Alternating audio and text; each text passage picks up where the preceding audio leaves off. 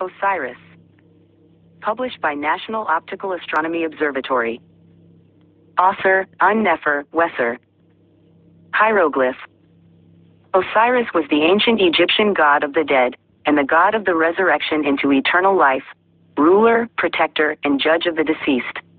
His cult originated in Abydos, where tradition locates his tomb. Osiris was the first child of Nut and Jeb, and brother of Set, Nephthys, and Isis, who was also his wife. By Isis he fathered Horus. Some variations on the legend say that Nephthys assumed the form of Isis in order to seduce Osiris, whereby she bore Anubis.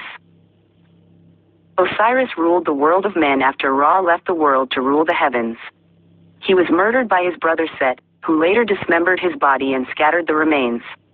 The grieving Isis reassembled the parts and magically brought him back to life.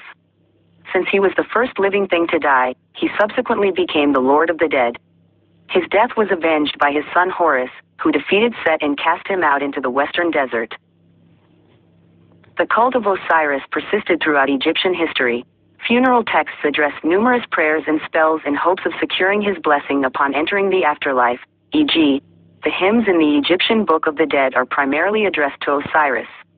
His popularity steadily increased through the period of the Middle Kingdom and endured into the period of Roman rule.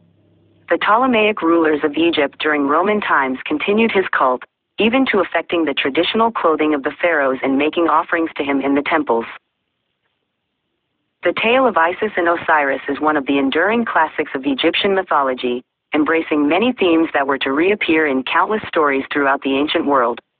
The episodes recounted in the tale have led many scholars to suggest that Isis and Osiris are deifications of historical persons, ancient ancestral rulers who brought civilization to the peoples of the Nile Valley, gave them their laws, and taught them the arts of civilization, among them the making of bread and wine. The people already knew how to make beer,